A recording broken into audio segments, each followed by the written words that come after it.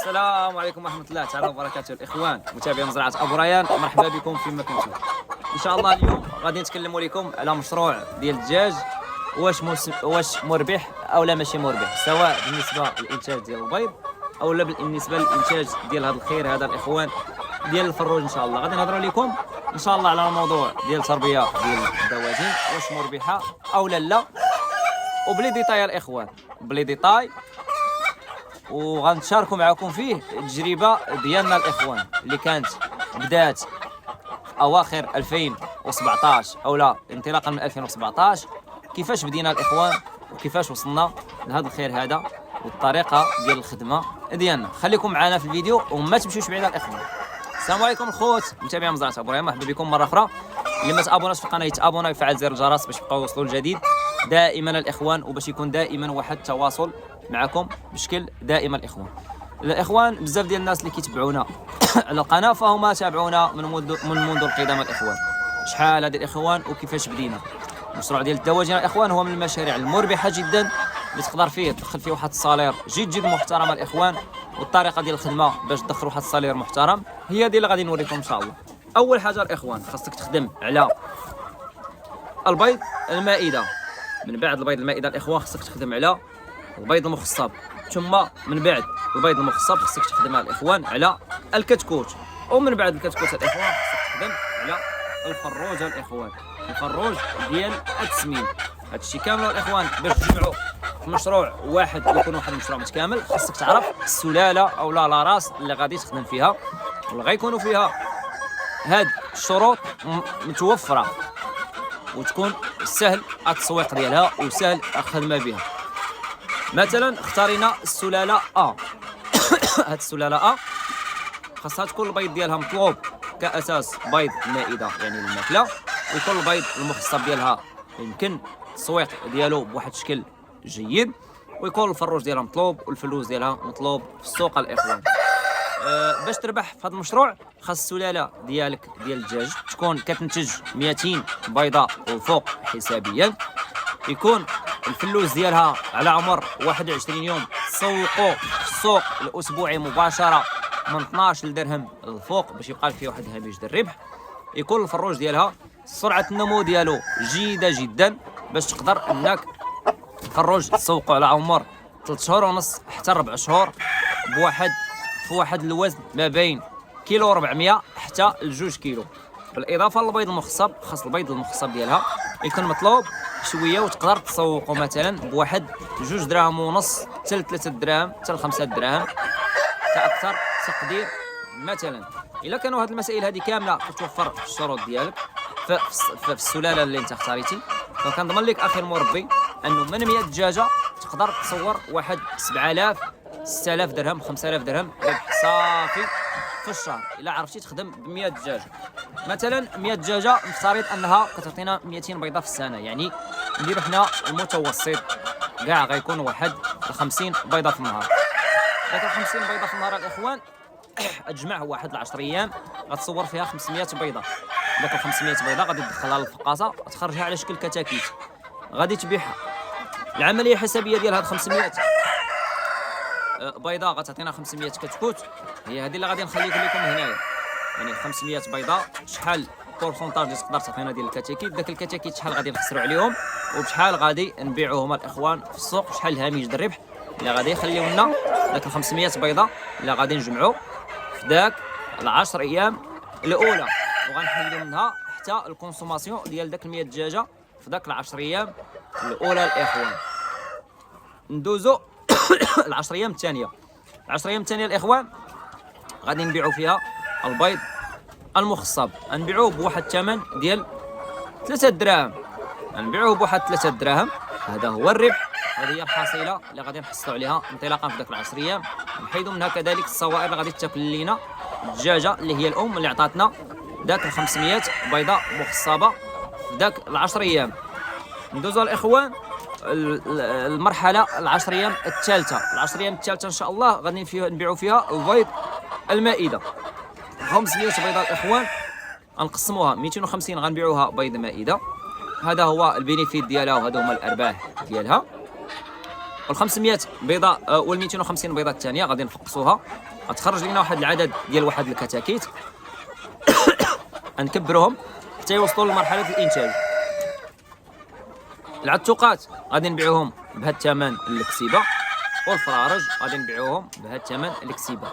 وهذا هو الصوائر اللي خداو لينا في المده ديال 3 شهور،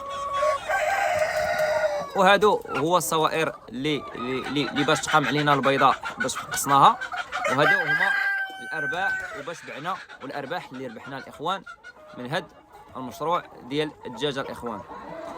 هاد العمليات اللي شفتوا كاملين وهاد الحصيله غنحاولوا اننا نجمعوا الارباح ديال البيض المخصب زائد الارباح ديال تربيه الكتاكيت زائد الارباح ديال الفروج زائد الارباح ديال البيض المائده. هاد الارباح كامله اللي كتشوفوا هذه هي الاخوان الحصيله ديالنا اللي حصلنا عليها انطلاقا من 100 دجاجه. وهاد العمليات الحسابيه اللي درت معكم هي عمليات حسابيه غونطابل وعمليه حسابيه على ارض الواقع، يعني يمكن اي واحد يوصل لها، يعني بامور بسيطه تقدر توصل لها الاخوان. كما حصلنا من 100 دجاجه على هذه النتائج، غنطبقوا الامور ديالنا على 1000 دجاجه مثلا. يعني باش نقدروا الا كنا غادي نصوروا 5000 درهم من 100 دجاجه في الشهر، نقدروا نصوروا واحد 5000 عفوا واحد 50,000 درهم مثلا في الشهر انطلاقا من 1000 دجاجه. هذه هي الطريقه الاخوان ديال الخدمه، وهذه هي الطريقه ديال الربح من الدجاج، وكيفاش تقدر توصل حتى ل 50,000 درهم ربح صافي. يعني كنهضروا هنا ما كنهضروش من فراغ، كنهضروا حنا بعمليات حسابيه عطيناها لكم والطريقه اللي كنخدموا بها. والحمد لله راه حنا بدينا من الصفر وبدينا من الناقص، ما بديناش من الصفر الاخوان، بدينا من الناقص. يعني بدينا شويه راس المال الذي لا يتعدى 2000 درهم، راه سبقت وتشاركت معاكم اللي بنينا بها فقط الكواره، وبقينا غاديين مديبانين. وبدينا الاخوان بالدجاج البلدي، ديك الساعات ما كانوا لا سلالات لا والو، السلالات قليله. وبدينا بالهيب يا الاخوان، وبدينا بالكروازي، وبقينا غاديين خدامين. وبدينا بالدجاجات، كنا كنقرقوا ونكبروا الفليسات ونوجدوهم ونديهم للسوق نبيعوهم. كنخدموا على تسمين الكروازي ونخدموا على تسمين ديال الهيبي. ما كانوش الفقاصات وما كانوش الامكانيات اللي كاينه دابا واللي متوفره عند الجميع، وما كانوش ناس كيعطيونا معلومات وكيوريونا كيفاش نخدموا في السوشيال ميديا. يعني اول ما دخلت انا لليوتيوب لقيت واحد اللي كيهضر على الدجاج، اولا جوج اشخاص اللي كيهضروا على الدجاج، اولا ثلاثه اللي لقيت واللي كانوا داك الساعات يلاه كيهضروا على الدجاج، وهما اللي شجعوني باش انني ندير صفحه في اليوتيوب. كان الاخ عبد الجليل ابو علي اللحيه ديالنا مسي الطيبي، وكان واحد الدريري فريد عنده واحد الصحه قديمه مشات ليه ما بقاش يخدم، خرج من الدومين، وكان طريقه كان للنجاح الاخ ايوب الفيزازي. هادو ثلاثه الناس اللي كانوا الاخوان كيهضروا على الدجاج. من بعد انضميت لهم. وربما كان محمد القرفي كان في البدايات، او لما كنتش انا كنتعرف على القناه ديالو لانه كان خارج ارض الوطن وما كانش تطلع لي الصفحه ديالو. هادو هما الناس اللي كانوا كيهضروا على الدجاج فقط، الناس اللي كانوا كيعطيو النصائح وكيتشاركوا التجارب ديالهم.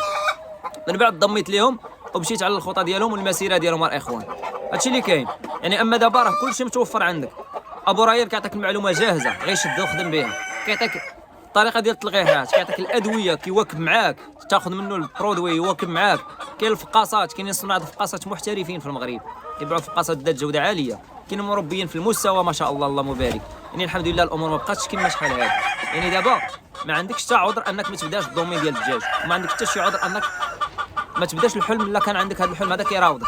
فقط تركز على المسائل الاساسيه اللي كيركزوا عليها الناس المحترفين، تركز على التلقيحات ديالك، على التربيه الجيده وعلى السلاله الجيده اللي غادي تخدم بها، سواء خدمتي بالفيومي، سواء خدمتي بالخليط، سواء خدمتي بالدجاج الفرنسي، سواء خدمتي بالسلاله الحره. خصك تعرف كيفاش تخدم. ما يمكنش مثلا انا غنخدم بواحد السلاله ديال البراهمه وغنقول خصني تعطيني 240 البيضه في العام وغنمشي نسوقها ونبيع الفلوس ديالها ونبيع كذا. لا، السلاله البراهمه الاخوان ما يمكنش تبيع البيض ديالها للمائده للماكله وتربح منه. السلاله البراهمه راه سلاله ديال الديكور، خصك تخدم على النيش ديال الديكور. دير البراهمه، دير الواين داوت، دير السيماني، دير كذا دير كذا دير كذا، دير واحد 4 سلالات ولا 5، تكثر منهم وتحاول انك تسوق البيض المخصب ديالهم وراه مطلوب، وتسوق الفلوس ديالهم وتسوق الفروج ديالهم. غدير بيض المائده خصك تقلب على سلاله بحال هذه شبيهه بالبلد باش غتبيع البيض المائده للماكله، وغتبيع الاخوان الفروج ديالك الذبيحه، وغتبيع الفلوس ديالك في السوق على اساس فلوس بلدي. والبيض الاخوان راه هو هذا مباشره الاخوان. ها البيض خصك تقلب على البيض بلدي الاخوان، راه غير موسخ شويه. البيض بلدي في هذا اللون هذا ديال الابيض الكريمي مفتوح، هذا هو البيض البلدي. خاصك تقلب على فروج الاخوان اللي في هذا المستوى، يعطيك فروج بلدي الاخوان. ولو الرجلين ديالو يكونوا صفر راه ماشي كروازي الاخوان، ها الرجلين صفر هما هادو العروقه حمراء الاخوان، هادو اللي كيميزوا لنا البلدي على الكروازي. بالاضافه باش تقتل كاع البياع والشرايه الاخوان، تبغي تبيع المنتوج ديالك ويبدا عليك بالسمسار بكذا كذا كذا، باش انت تفادى داك المشاكل كامله. ها الفروج كي كنديروا الاخوان، ها انت باش تزمت ليا البياع والشرايه. ها الاخوان ها اللحم ديال الفروج البلدي، هذا هو اللحم، ماشي الجلده صفراء وطالع عليه الصفور واخا رجلين صفر. ها اللحم كي داير. الا درتي هذه القضيه هذه ديال السمسار راه في راسك غتزمتو ويعرفك راك حادي صواريخ، ما غيبغيش يطيح لك الثمن، يعرفك راك قاد. يعني الفروج الا كان عاجبو راه غيديه منك، الا قلتي ليه حتى 150 درهم اولا 200 درهم غيديه منك الا كان وازن وعاجبو.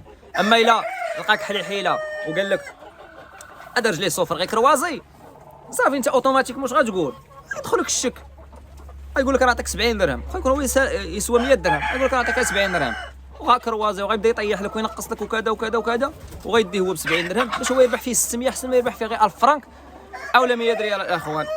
هادو الحبليات اللي كيخدموا السماسريه ديال الدجاج، وتحياتي ليهم، راه كل دومين وعنده القوالب ديالو، كل دومين وعنده الطريقه ديالو كيفاش انك تسوق المنتوج يعني، اولا انك تشري المنتوج بواحد الثمن باش تولي تبيعو بواحد الثمن. يعني الشناقه راه كاينين في اي دومين وكاينين في اي مجال الاخوان. ردوا البال من هذه القضيه، والمنتوج ديالكم عطيوه قيمه، الا عطيتو قيمه غادي تبيعوه بالثمن وغادي يخليكم البينيفيت ليكم نتوما، الارباح غتكون زايده لكم. ما نطولش عليكم في الفيديو الاخوان، راني كثرت عليكم حوالي 12 دقيقه، الحمد لله نتمنى انها تكون مفيده كتقدم لكم الافاده ان شاء الله. شكرا لكم والى اللقاء في فيديو اخر، ما كاين غير الفيديوهات القرقاع غير اللوز ان شاء الله. تحياتي لكم.